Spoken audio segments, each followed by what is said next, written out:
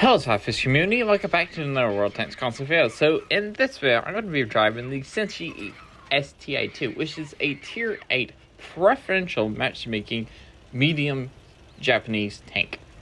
That was a mouthful. Also, this is one of the very many STA-2 variants. There's a lot of STA-2 variants. There's the original STA-2. There's the Senshi STA-2. And there's the STA-2 Black. All the same tank, just with different incomes and stuff like that, different boosters and different camos, which is cool, I guess. But either way, all three of them are still preferential matchmaking tanks, which means you'll never see a tier 10 match while driving this tank. What else?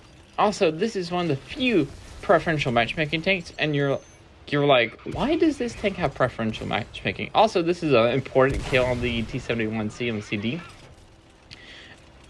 In fact, that tracking shot on the T-71 CMCD was very important, which tracked him. I put a shot into him, then the K91-2 and me rammed him at the same time, so he couldn't get away, and which killed him. So, which was a very fantastic turn of events. So, let's go over the equipment and crew skills on this tank. So, my equipment is the advanced loader, gun stabilizer, optics, and the enhanced target info. My commander skills are Born Leader, Sixth Sense, Rapid Loading, Silent Driving, Situation Awareness, Steady Aim, Deadeye, Muffle Shot, and Camouflage Expertise. Now, this tank is absolutely fantastic. It does 240 damage per shot. It actually has a pretty decent good DPM at 2028.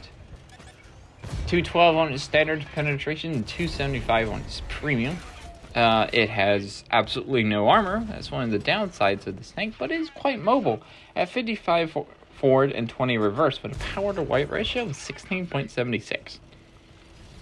And you have 10 degrees of gun depression, and also when you meet tier 6s, yeah, tier 6s don't really stand a chance when they're fighting this tank. So, yeah. So, what about the shell velocity of this tank? Well, it's slow. It's 724 all 3 rounds. AP, heat, and high explosive. So, yeah. So, let's talk about this key moment right here. I realized that we won the town. Our team lost the valley. Whoever went to the valley. So I'm like, okay, defend the base. Now I'm going to use the incredible mobility and the way I have this tank loaded out to defend the base. I'm actually going to stay at the far rear.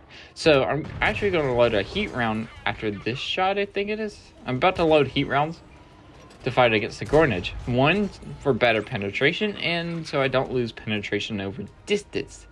And there you go. Load some premium rounds, take down the Gornage, because Gornage is going to be the one. It's going to be the easiest to pen, especially when it's showing me its side and when I'm flying heat. And now we're going to switch back to AP so I can take down the 2 Super Pershings.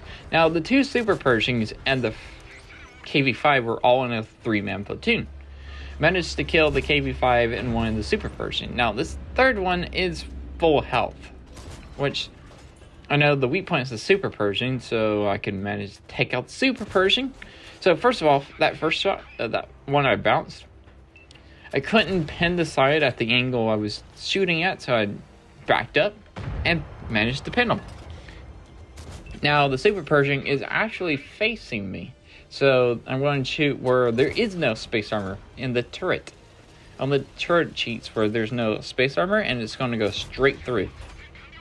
And voila. It's quite weak there, but yeah.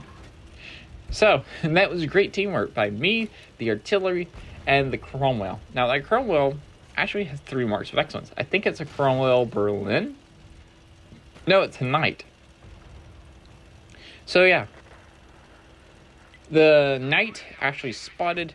I used my DPM and concealment to take him down, while I'm also tracking sometimes for the artillery.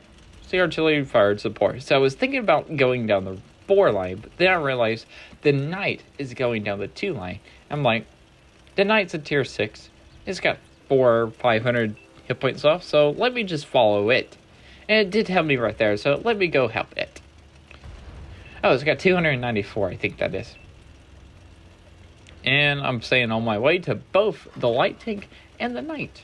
Now I'm going to load some high explosive for this Shaska. So this high explosive rounds to 320 damage with 45 millimeters of penetration.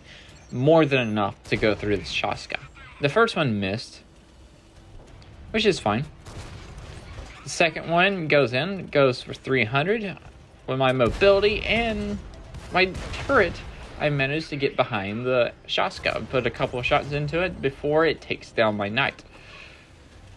Now I switched to AP so I can take down the Shaska with an AP round in case I needed that one last remaining high explosive. And I picked my target of the SU-101 because it was the one aiming at me. I would like to take it out first because the Shaska didn't have a shot on me. So I was like, I'll just prioritize the SU-101 over the Shaska. And that match actually earned me my first mark of excellence. Also, if you like this video, remember to like, comment, subscribe. Also remember SLAPAFISH because of always not. And peace out. See ya.